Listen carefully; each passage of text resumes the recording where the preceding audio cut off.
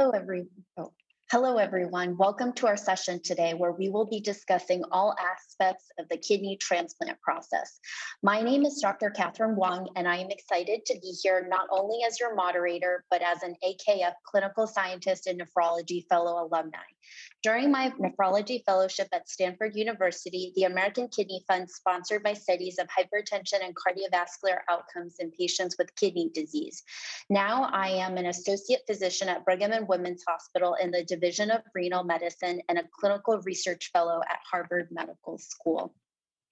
Before we continue, we would like to thank all of you for being here today and also thank our sponsor of this session, AstraZeneca. The American Kidney Fund is grateful to AstraZeneca for their title support of AKF's health equity programming.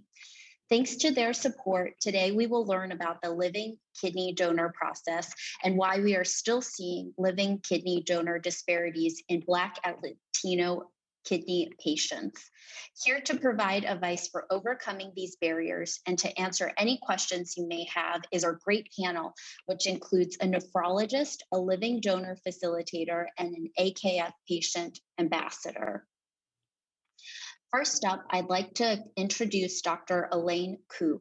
Dr. Kuh is a pediatric and adult nephrologist and a clinical epidemiologist. As an associate professor at the University of California, San Francisco in the divisions of nephrology and pediatric nephrology, as well as the director of the Nephrology Transition Clinic, Dr. Kuh sees both kidney transplant and chronic kidney transplant or chronic kidney disease patients in her clinic. Currently, her specific areas of focus include disparities in access to kidney transplantation and transplant outcomes and risk factors for progression of chronic kidney disease.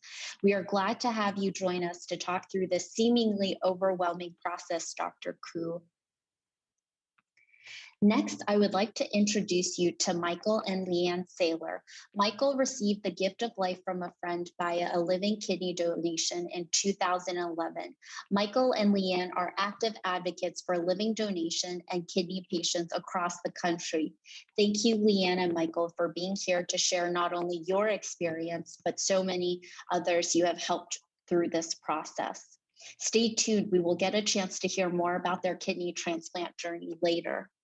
Finally, I'd like to introduce Helen Christensen. Helen started her career as a critical nurse in San Jose, California. She has held multiple leadership positions in healthcare. She has worked in the transplant and donation for over 30 years. She came to UCSF in 2012 to work with the kidney transplant team. Her current focus is helping people be evaluated as a living kidney donor. She also works with recipients to encourage them to find a living kidney donor. When she is not working, her passions are her two grown children, baking and making pottery. Throughout our conversation today, we will be answering your questions, so feel free to type your questions and comments into the window next to or below the Facebook live stream, and we'll try to answer as many as possible. I'm sure we will have lots of good questions from the audience, so let's get started. While we wait for our first questions to come in, let's start with a brief overview of kidney transplants. Dr. Kuh, can you give us a brief overview of kidney transplants and the differences between living donor transplants and deceased donor transplants?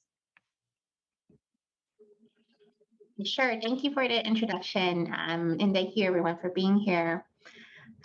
So when a patient has kidney failure, which is often called end-stage renal disease or end-stage kidney disease, this means that the kidneys are not functioning well, and frequently we need to replace the function of the kidney either through a kidney transplant or through dialysis. Of the options for kidney replacement therapy, so dialysis or transplant is by far considered the best option for patients facing kidney failure because it really increases the chances of a patient living a longer and healthier life and certainly improves quality of life. You can get a kidney transplant when your kidneys are close to failure. This could be before you actually start dialysis, or it could be following dialysis. Kidney transplants can either come from a living person or a deceased donor. Research has really shown that patients who get a kidney from a living donor have better survival than patients who get a kidney from a deceased donor, so someone who has just died. And therefore, we really highly encourage patients who are faced with kidney failure to look for potential living donors. On average, we know that living donor kidney transplants tend to last longer, on average, maybe 15 to 20 years compared to a deceased donor kidney transplant. And for that reason as well, we really do try to help patients see whether there are potential living donors who would be eligible and willing to donate. Thank you for that brief overview, Dr. Kuh. I also want to make sure that other members of our panel have a chance to share their perspective. So Helen, Michael, or Leanne, do you have anything you'd like to share or think our audience should be aware of regarding the transplant process? I have a whole lot to share, but I'm going to wait until it's my turn to tell our story.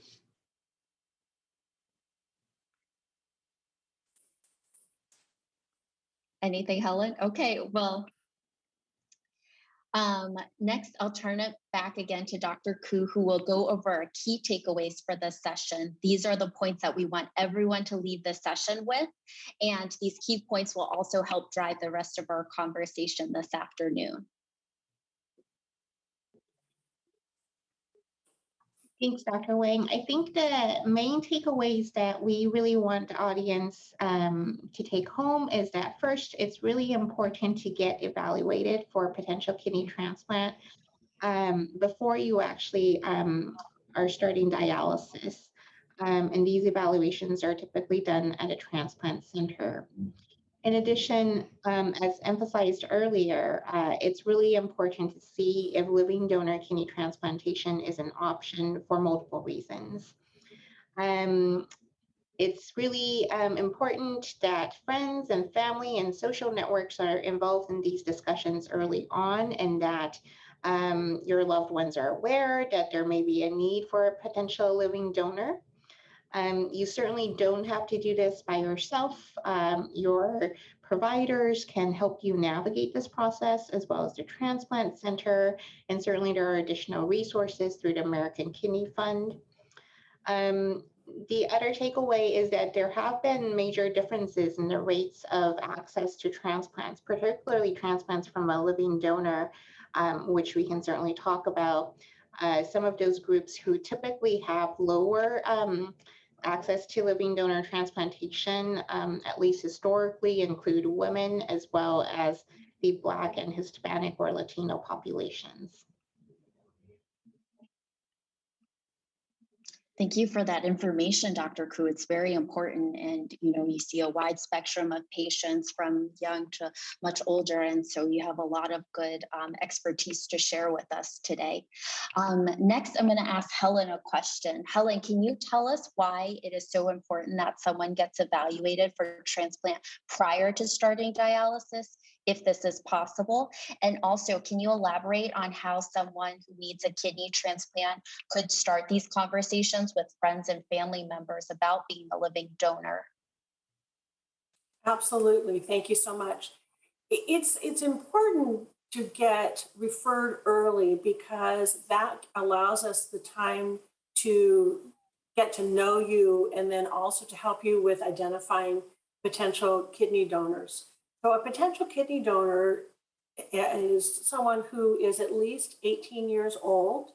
They're at a healthy weight because, again, we're looking for someone who is very healthy and has great kidney function. The potential donor should refrain from smoking or vaping anything, and we do ask them to stop doing this at least 6 weeks before surgery. They have to be in not only good general health, but really we want them to be super healthy. We want to make sure that you are the best candidate, that you are healthy, have great kidney function. We always want you to check with your transplant center because different transplant centers might have different criteria for who can be a suitable kidney donor. And many transplant centers do have online questionnaires. We do at UCSF, and that's a great way to be able to have any potential donors evaluated for their eligibility by just going online and taking the first step by responding and completing an online health survey. The other thing is, I love what we said before, is that you don't have to do this alone. It's really important to get comfortable sharing your story.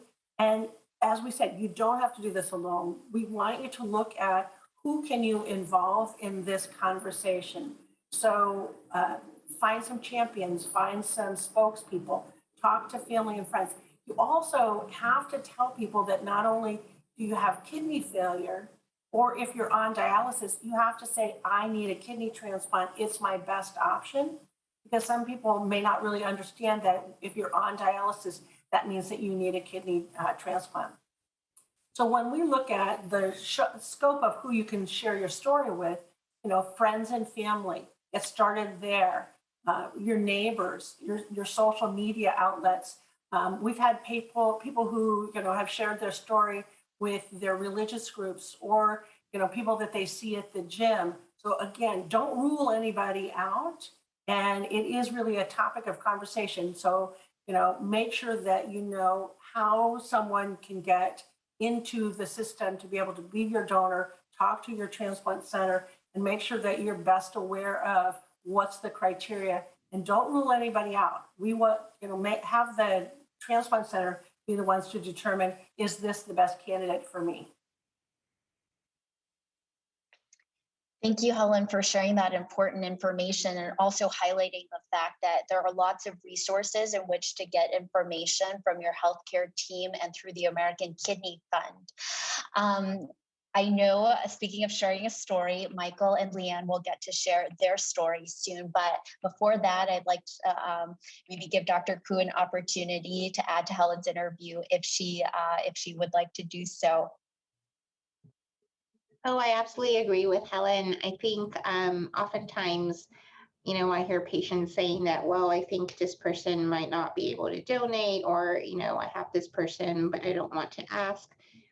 So I think it's really important to recognize that there is lots of help that's available for trying to identify potential living donors, and that this is a joint process, but it is the best option for patients with kidney failure. Thank you, Dr. Kuh. If you're just joining us, thank you for being here and being part of Kidney Action Week. Our current session is the kidney transplant process, what you need to know. Please join our conversation by typing questions and comments into the window next to or below the Facebook Live video stream. We'll try to answer as many questions as possible. As we continue to wait for questions, I wanted to give Michael and Leanne a chance to share their story. Michael, you were fortunate enough to have a friend come forward as a living kidney donor. Can you tell us about your journey? The journey was it was quite the journey. We had no one to guide us. We walked down a dark path and fumbled through it. We were fortunate to have some people we came across our path to help us get this kidney, and it was. If I can, I'll take over, because I usually share the story for because it's, as some of you out there listening know, when you're the patient, it's very hard to be able to talk about what's going on, and especially if you're a man. Men have a hard time being honest and letting anybody know about their business. So I'm just going to backtrack a little bit to what happened to us. Excuse me.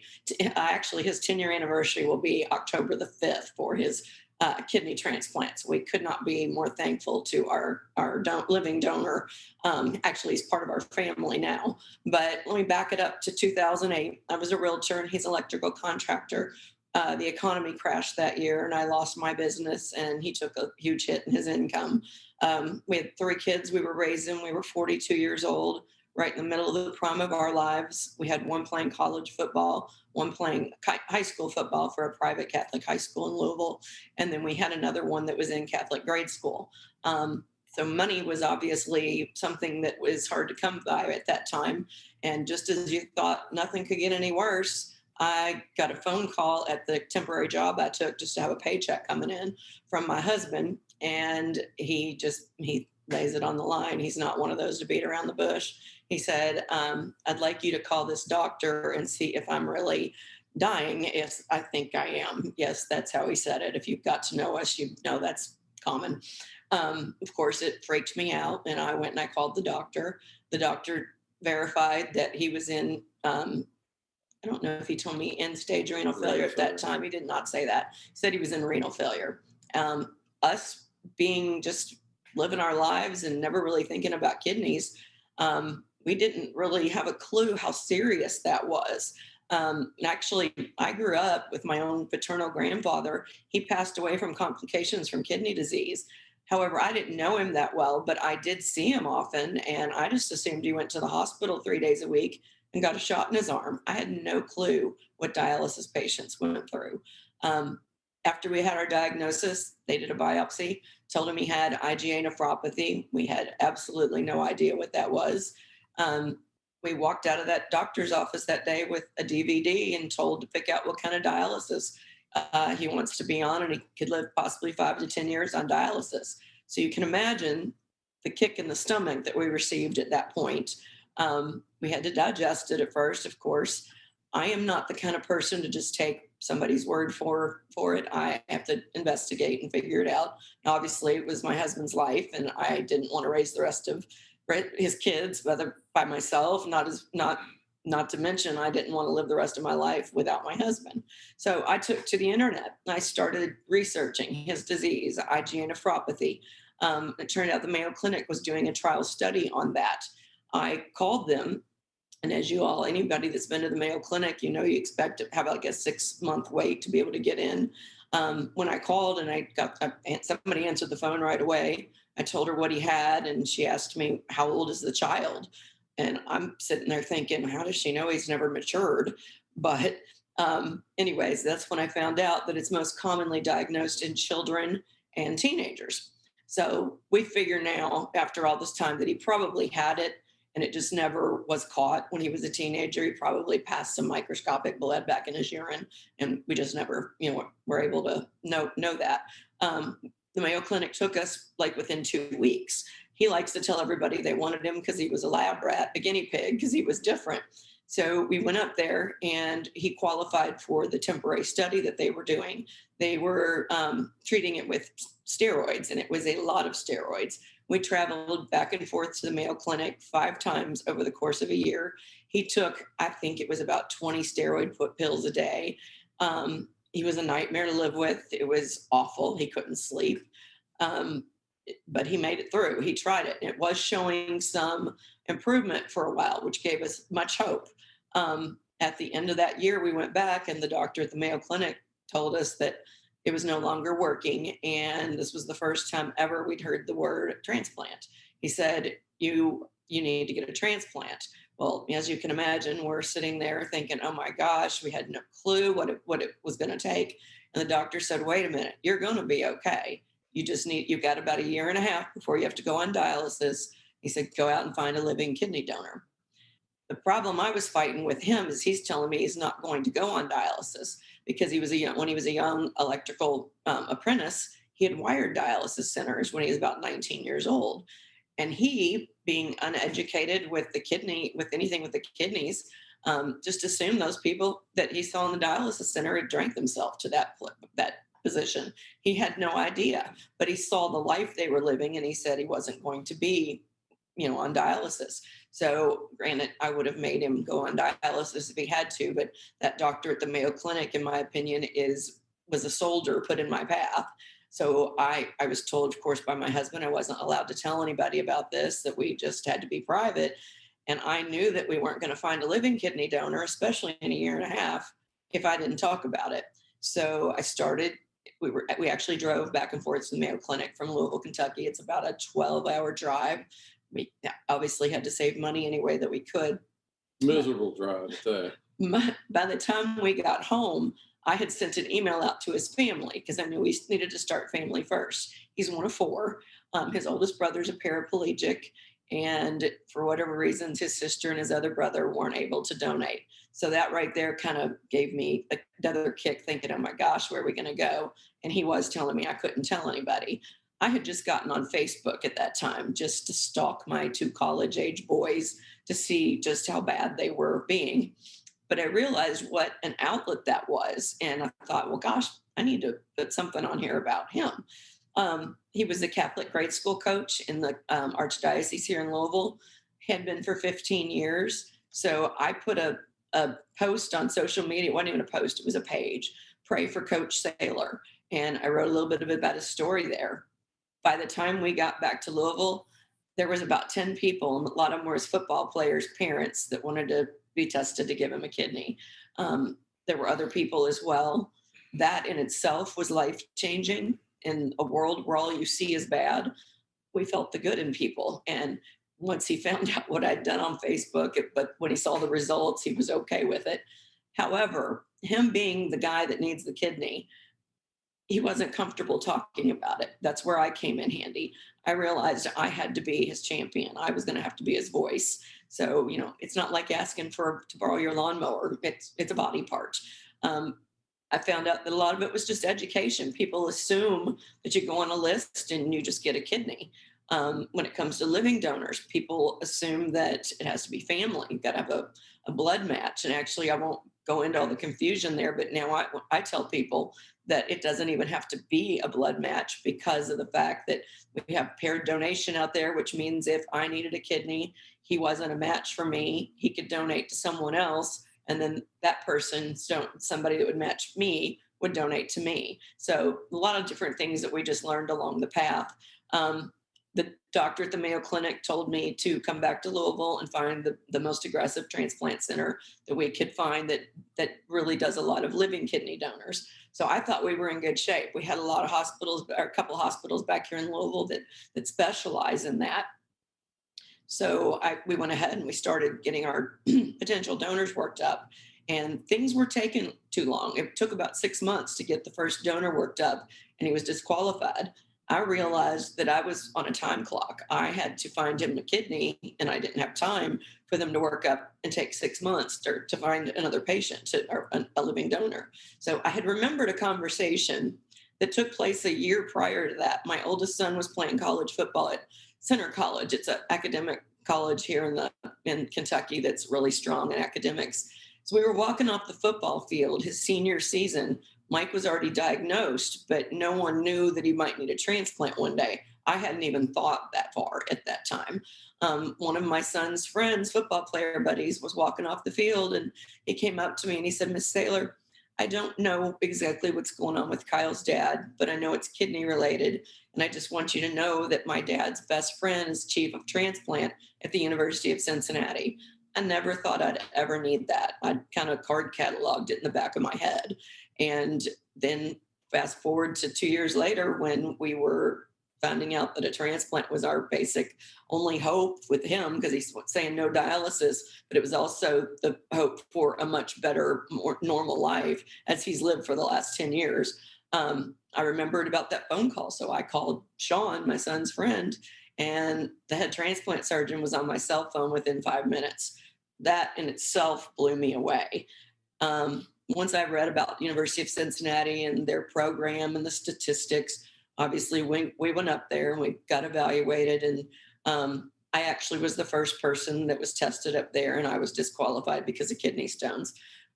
Then somebody, and this is where it blows you away, the person that donates a lot of times, probably more times than not, is somebody you would never think it would be. From that social media post that I posted, a lot of the girls that went to the high school that I went to, our Catholic Archdiocese down here is pretty big. And if you're involved in it, you always know somebody across the city. But a girl I went to high school with, her husband had gone to high school with my husband. And we hadn't seen or heard from them in about 15 years. And they were driving along, and she was looking down at her phone, and she said to her buddy, or to her husband, "Saylor's in trouble." And that's Mike, but everybody calls him by his last name. And he said, "Well, what's wrong with him?" And she said, "Well, he needs a kidney." And he said, "Well, I'm going to give him one." And Andrea obviously said, what? And it turns out after 6 months of testing, he gave him a kidney. Life-changing. This is not somebody, it was 1979 when they played football together, and they graduated from high school in 83. Never in a million years would we have thought he would come forward and do that. And to watch that man, he ran a bar, he gave up drinking, he gave up smoking cigarettes to pass all the tests. It just changed us to watch the difference and the goodness in humankind. Then, we made it through the process. I will tell you, it was basically a nightmare for us because I called everybody that I could, National Kidney Foundation. Down here in Louisville, there was no support groups available to us. So I was basically on my own. Luckily, I'm the kind of woman that is assertive and I go out after things. The majority of the public isn't that way. No, they can't speak for themselves as much. And it's awkward anyways. I mean, as my husband can tell you, I don't think he hardly brought the conversation up with anybody. But I felt after we got through the process that because God put soldiers in my path, the Mayo Clinic, and then the boy walking off the football field that led me to the University of Cincinnati. And it was actually Tim, my husband's donor, that watching us go through the process, he looked at me and he said, when we get through this, we have to help other people. This is too hard to navigate by yourself. It was a very trying, dark time. I'd never really been depressed in my life. It depressed me. However, I looked over at my strong Superman of a husband that was always strong, and I realized it was not going to be him that was going to get us through this. It was going to be me. I just had to build the strength. My one friend says, put your big girl pants on and just do it. So I kind of had to be everybody, the mother for all my kids. I had to be his spokesperson, his caretaker. It takes a toll on the caretaker. Once he was transplanted, about 5 weeks afterwards, I went to the media with the story of what Tim had done for him because I found out that Tim's restaurant was having a hard time afterwards. And I went with calling all the news channels. And the next morning I woke up to my phone blowing up. They all wanted to do the story. So once we did the story, people have just started coming to me. I didn't know how I was going to do this, but it was kind of like the movie Field of Dreams. You build it, they will come. And they've been coming to me ever since then to guide them through it. And we have an organization here in Kentucky that we call Mulligans Living Kidney Donors. The reason for that name is the restaurant that he owned was called Mulligans because he gave a Louisville landmark a second chance. And in my not being a golfer, I had no idea that a mulligan was a second chance on the golf course. So we thought it was a no-brainer. It's a mulligan, second chance at life. That's the ultimate mulligan. So we went with that, and we just helped to facilitate our 75th transplant.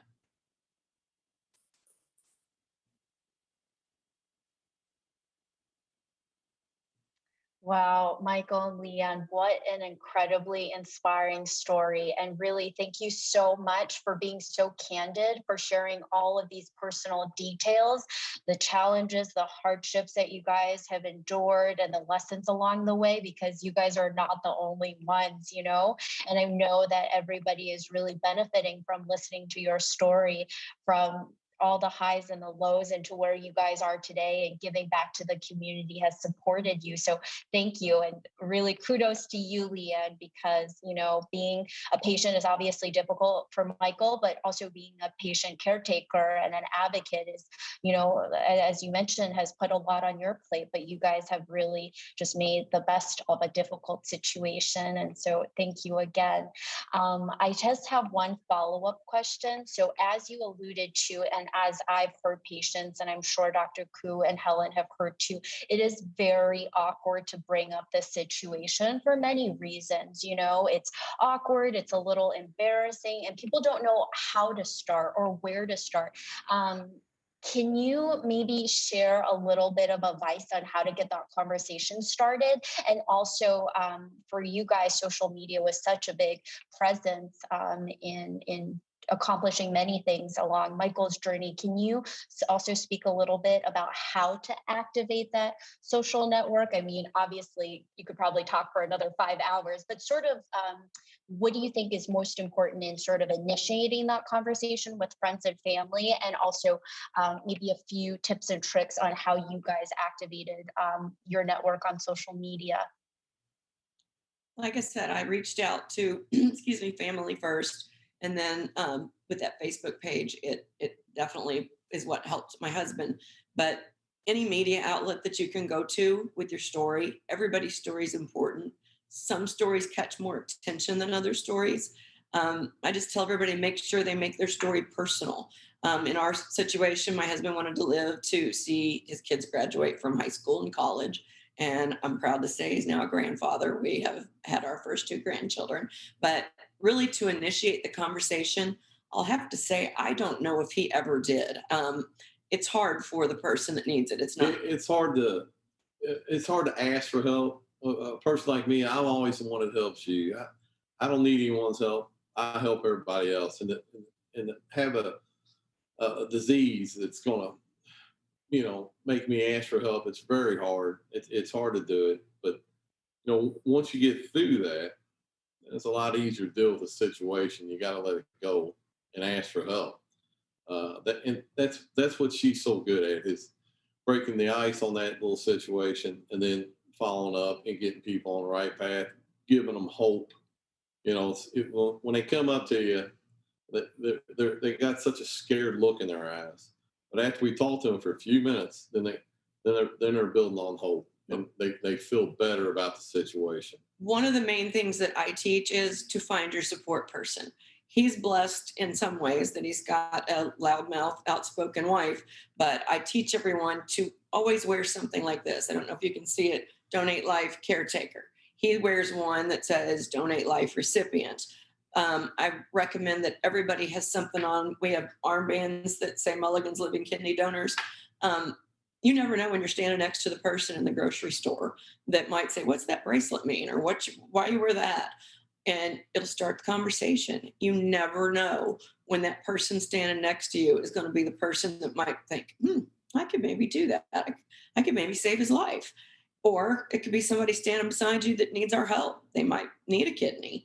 Or that person isn't going to help you themselves, but they might tell your story later in the day. And we actually have had a situation like that, where the gentleman was telling the story he'd heard earlier in the day, and somebody it was at a campsite, said, I'm going to go get tested. And he gave a kidney to a stranger. We've actually had quite a few people that have given kidneys to strangers from things like this, just conversation starters. Thank you so much again, Michael and Leanne, for sharing. And those are great tips on how somebody can, approach others to ask for help and to ask for what they need. So thank you. Next, we're going to talk to Dr. Kuh. We're going to shift gears a little bit and talk about some of her research. So Dr. Kuh, part of your research has focused on health disparities among various population groups with kidney disease. Can you take a few minutes to explain which group of patients tend to have better access to living donation and which groups are less likely? And can you also address some of the reasons of why we see these disparities? Absolutely. Thank you, Michael, Leanne, for sharing your story. I think actually through your stories, we've heard of some of the barriers to kidney transplant access, especially from living donors. In the population, historically, we know that there are certain groups who are less likely to have access to kidney transplant, and particularly living donor kidney transplant. People who have better access tend to be men compared to women. Women are more likely to be living donors, but are less likely to receive a living donor kidney transplant. In addition, there are some racial disparities. So white patients tend to have better access to living donor kidney transplant and kidney transplant in general compared to Black or Hispanic or Latino populations. Children tend to have better access to living donor kidney transplant. Of course, children have parents who are often very motivated living donors and are very willing to give a kidney to their child who is in need when they're faced with kidney failure. I think in terms of the reasons for these disparities in access to kidney transplant, one is lack of awareness of the need. And I think we heard a little bit from Michael's story about perhaps not knowing very early on that they potentially needed a kidney transplant. Some of the disparities have been driven by later referral, so not having been referred to a transplant center for evaluation early enough or at all for consideration of kidney transplant. As we've also heard, the kidney transplant process is quite complex. For many patients, it can be challenging to navigate through the process. And there's the process is partially complex because there's both the recipient process that needs to occur in terms of evaluation, but also the living donor process that needs to occur. And that can take a lot of time. For some donors and recipients, taking time off work is a barrier. So there are some socioeconomic barriers that contribute to these disparities. Worries or concerns about insurance, et cetera, can also is also one of the reasons for these disparities. In addition to sort of not having the right tools or knowing how to navigate the process and asking people to consider living donation. And then there are also some medical contraindications to donation that may be more prevalent in certain groups. So donors who have high blood pressure, who have kidney stones, who have diabetes would not potentially be eligible, and not everyone, even if they identify willing donors, has donors who can safely proceed with living donation.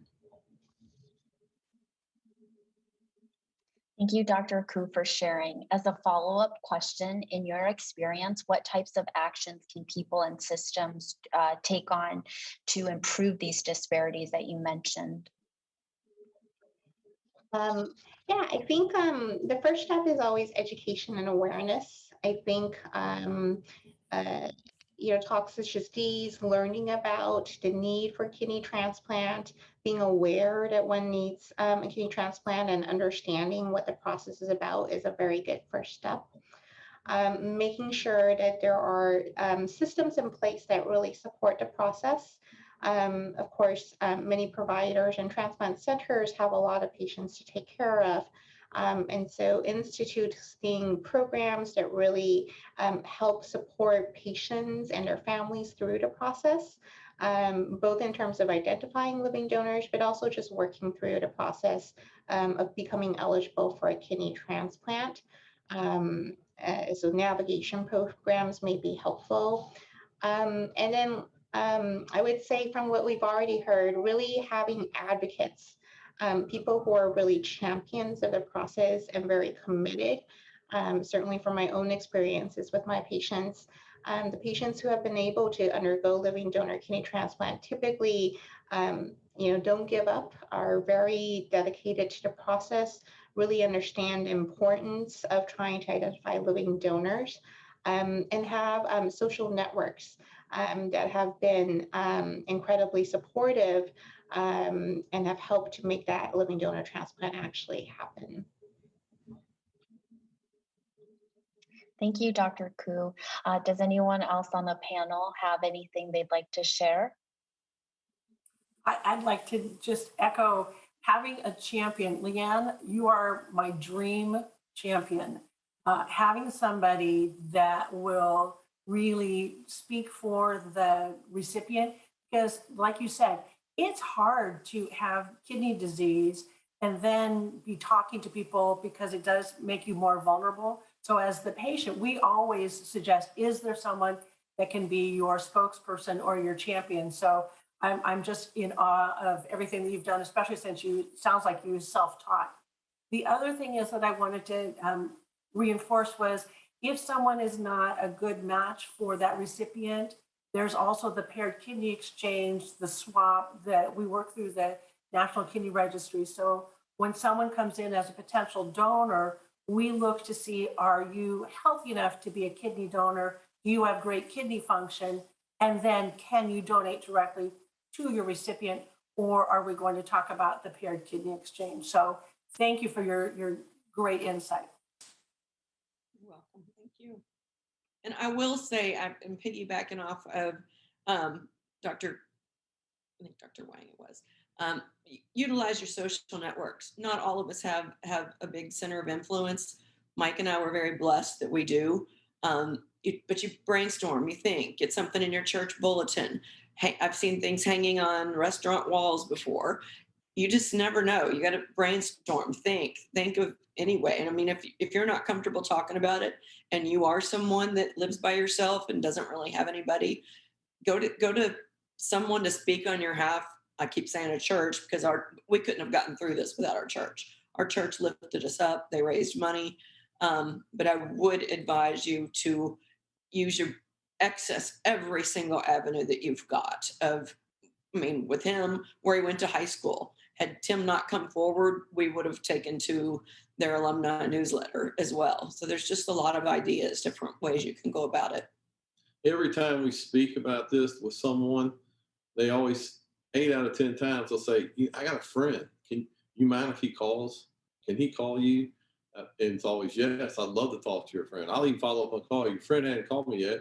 Tell him to give me a call. I'd like to help him out. 8 out of 10 times this happens.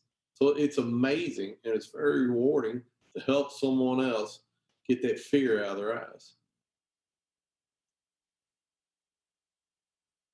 Thank you, everyone. And Michael, I know you're a man of few words, but so thank you for sharing that last tidbit with us.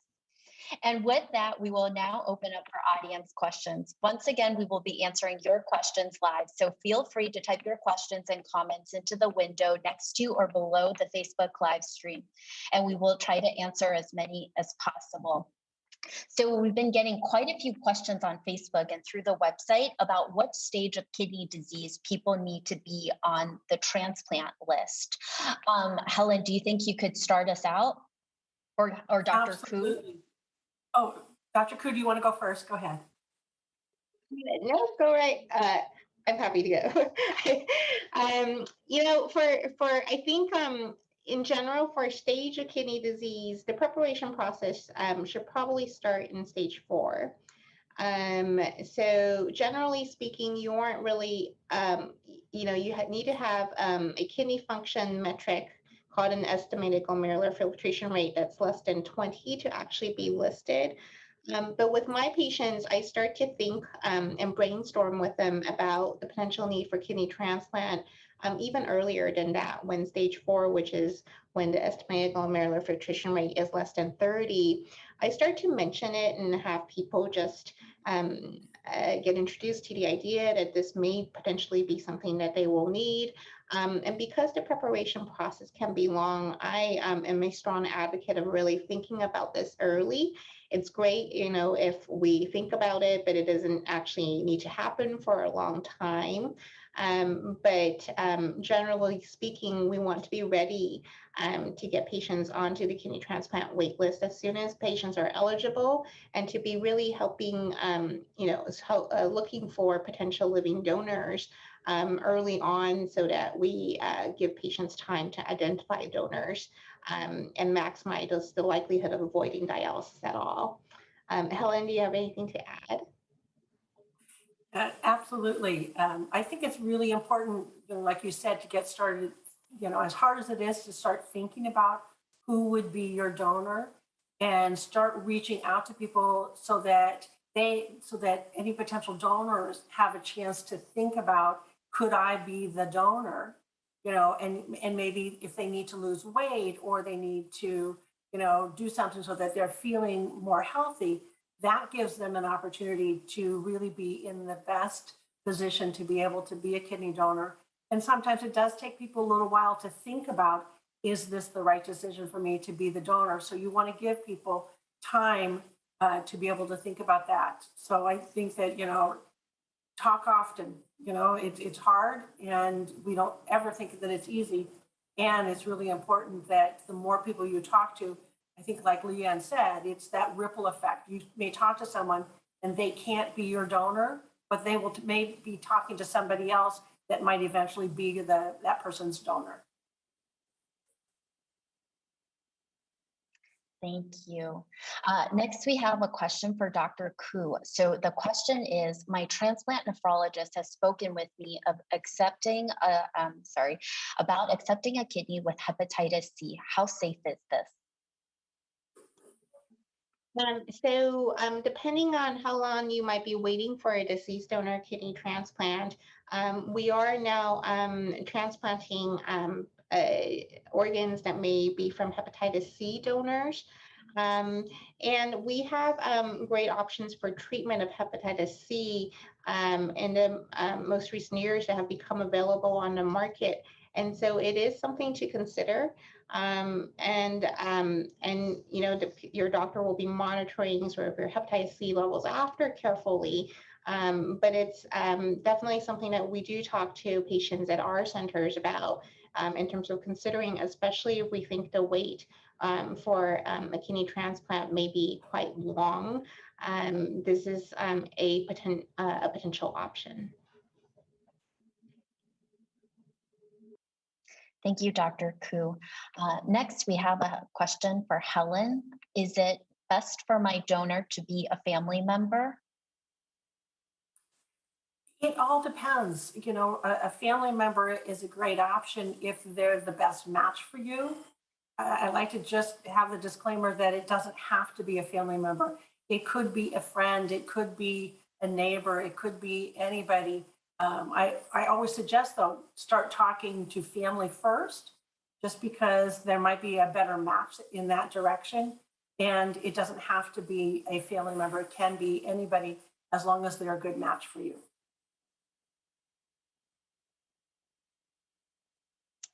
Thank you. We have a question for Helen or Dr. Kuh. Can a 75-year-old person donate? I'll take that. I hate to say this, but it always sounds like it depends. If somebody is 75 and they're super healthy and don't have any kidney problems, don't have high blood pressure, don't have diabetes, they might be a great donor, especially if they have a recipient that is in their 60s and 70s. It all depends on, the first criteria is always, are you healthy enough and do you have great kidney function? Thanks, Helen, for highlighting that, every case is different and, not one answer fits all. So that it depends is actually a really personalized answer. So thank you. Thanks so much for the great questions, everyone. They're coming in very fast and we have lots of good ones. So the next question is for Leanne or Michael. What is the first piece of advice you give people who approach you asking help finding a kidney? First piece of advice I give them is to come to our meetings that are on the second Sunday of each month. I let them know they can't walk through this journey themselves. It's really hard. It's not just going to affect you. It's going to affect your entire family, but there's hope. I give them a little briefing of our story. Never in a million years did we think somebody out of our past would come forward and give my husband a kidney. But I tell somebody, the main thing I tell you is wear something on your body to start that conversation. It's the easiest way to do it. It's really my best tip of advice, unless you've got an outspoken person like me that can talk for you. Everyone needs a Leanne. The next question is for Helen. Is it possible to get on the transplant list in other states? If so, who do I talk to?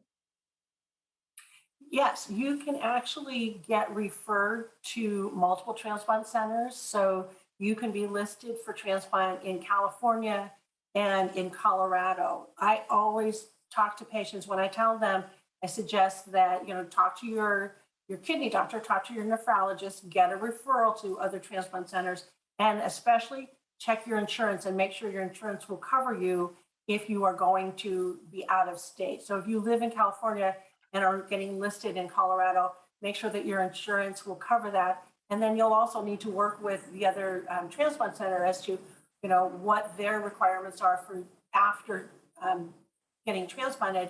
How often will you need to come in? Because you'll need to think of all those logistics also.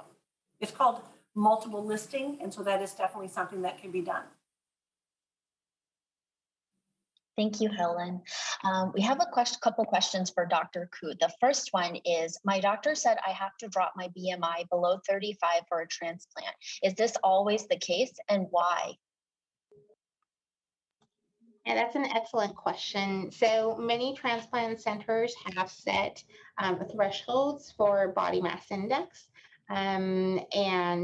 These thresholds do vary. So if you were to go to a different transplant center, they might not tell you that 35 is their threshold. It could be higher. For some transplant centers, it could be lower. And generally speaking, the reason for these thresholds is because transplant centers want to make sure that the recipient can undergo the surgery safely and are generally not going to have wound healing complications or other sort of complications that may be more likely in patients who are overweight. But the thresholds do vary, and so there's not a set threshold that applies across the U.S. At all transplant centers. I think either Helen or Dr. Kuh can take these questions actually, but they pertain to what tests do donors need to do as part of the transplant process, and do donors have to be really healthy to donate? I'll go ahead and take that. So first of all, yes, it is very important that the donors are very healthy, as I said, and have great kidney function, because they're going to be having surgery and donating a kidney that is not necessarily in, that surgery is not to help them or to do anything life-saving for them. We do a multitude of tests. So it starts out with easy stuff like, what is your blood type? We do some blood work to see, how's your kidney function. As we go along, the testing gets more in depth. So there's a lot of blood work and urine and x-rays and such, because again, we're looking at your total health to make sure that not only you have great kidney function and your heart's in good condition and your liver's in good condition. And so we want to make sure that you are in great health in order to be able to be a kidney donor. A follow-up question for the transplant process for a recipient is, can I get an evaluation for a transplant at my dialysis center or just transplant centers? The evaluation is typically done at the transplant center. I don't believe that most dialysis centers offer the evaluation. And so trying to coordinate the visit to your transplant center, maybe on a non-dialysis day, could be helpful. Thank you, Dr. Kuh. Sorry. A lot of times, the transplant centers will take the records from another one so that you can go and, multi-list, as she was talking about. But I totally lost where I was going with that. Go ahead. No worries. This next question is for Mike. Did your relationship with your living kidney donor change after you received their kidney? Well, yes, it did actually. We were always friends. We played football together, and after high school and college, we went our separate ways. But I just got off the phone with him before this Zoom call, and I was telling him what we were doing. He was excited to hear it and everything. But we speak often. We're very close. We're like brothers. I'll tell you that much. But yeah, it's just great to see that guy and know that he saved my life, and nothing I wouldn't do for him. He's part of our family now. Yeah, I mean, our son got married April the 9th. He was up on the altar having pictures made with our family. He's like an extra husband to me and father to my children. Yeah, the relationship is great. It's amazing to hear the community that you guys have built and the family. Our next question is from Facebook, and it's for Dr. Kuh. How soon after transplant can people get back to working out? Is it different for cardio versus weightlifting? Generally speaking, a few months after kidney transplant, people can get back to working out. I don't really counsel differently for cardiovascular, so cardio workouts versus weightlifting. I don't know, Helen, if you tell patients differently for those types of activities, but I typically don't have different criteria. Yeah, I would say that we want people to be active. You know, Mm-hmm. You're going to be, what's amazing is how fast after you've had surgery, how fast you are going to be out of the bed and walking around the halls of the hospital. I've had patients say, you know, that they tell the nurses, you know, I just had surgery. And the nurses say, yes, get up, let's go. So we do want you to be as active as possible. I would, you know, check with your own kidney transplant center as to when can you go back to weightlifting. Again, it has to do with making sure that your incisions have healed and that you are in a place where you can do it. So I would check with your transplant center to make sure when is it safe for you to go back. Thank you for answering that. Our next question for Helen, isn't donating a kidney expensive? What costs are covered? That's a great question. The testing and the surgery for the donor is billed to the recipient's insurance. And so we work with our financial planners. We'll check with the recipient's insurance to make sure that that's all covered. What is not covered for the donor is any health maintenance exam. So that would be if you're a woman, a pap smear or a mammogram, or for us, if you're over 50 years old, you need to have a colonoscopy. Those things are things that the donors need to work with through their own primary physician and their own insurance. Otherwise, everything is billed to the recipient's insurance. We've just recently learned at the National Kidney Registry, there's also other organizations out there that will help with some of the financial needs for the donor, both before, during, and after the transplant. Things that insurance don't cover. Thank you. Okay, one more question for Dr. Kuh. Can a woman have a child after transplant, or can a woman have a child after donation? Oh, absolutely. Again, the positive benefits of a kidney transplant is really improving quality of life and restoring kidney function. And so as long as your transplant center thinks that it's safe to attempt a pregnancy, recipients can become pregnant. I've had many patients actually have babies and show me pictures. And donors absolutely can become pregnant after donation. Our donors are carefully selected to be very healthy. And so long as your team feels it's safe, it's definitely not a contraindication to having a child. Thank you, Dr. Kuh. And what a great discussion this has been. And we've had some really great questions. Before we wrap up, I wanted to give each of our panelists a moment to share their final thoughts. What is the main takeaway point you want kidney patients to know about the kidney transplant process? Maybe we'll start with Michael and Leanne. The first thing I want you to know is you get your life back and you can do all the things you used to do before. And there's hardly any restrictions. And that is the main thing. I was so worried before this happened. And now I'm carefree. I can do anything I used to do. The main thing I will say is don't ever rule anybody out. Talk to anybody that you can. And you're going to need to lay back and let people help you. And let people support you, because this does not just affect you, it affects your entire family. Helen, how about you? Thank you. So I would say really and truly the main thing is talk to people. You know, it's so important to get the word out because the wait list for a kidney transplant for a deceased donor is so long and the wait times are very long.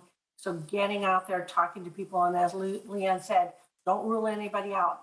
send them all to the transplant center. Let us go ahead and see if there's a way that they can be the kidney donor. And Dr. Kuh, can we conclude the takeaway points with you? I echo everything that's been said, but I would add that start early, be persistent. Living donor kidney transplantation is the best option. And don't be afraid to ask questions and to reach out for help. There are many resources that are available, both through your own transplant center, but also through the American Kidney Fund and other organizations. Thank you so much for those great points, everyone. And thanks to everyone at home and for joining in too. A big thank you also to our sponsor of today's session, AstraZeneca. If you aren't already, please follow us on Facebook or send us an email through kidneyfund.org and you'll be the first to know about other resources like this. Also, make sure you check out the agenda for the rest of Kidney Action Week. This is our last session for day 4, but we'll be back tomorrow morning to talk appropriately about life after transplant. That will begin at 10 a.m. Eastern Standard Time or 7 a.m. Pacific Standard Time tomorrow. Once we conclude this session, you will see a link for a quick survey appear in green below the screen. Please take a few minutes to fill it out and tell us how we did. Your feedback will be very useful as we plan future sessions. Thank you, everyone, and have a great day.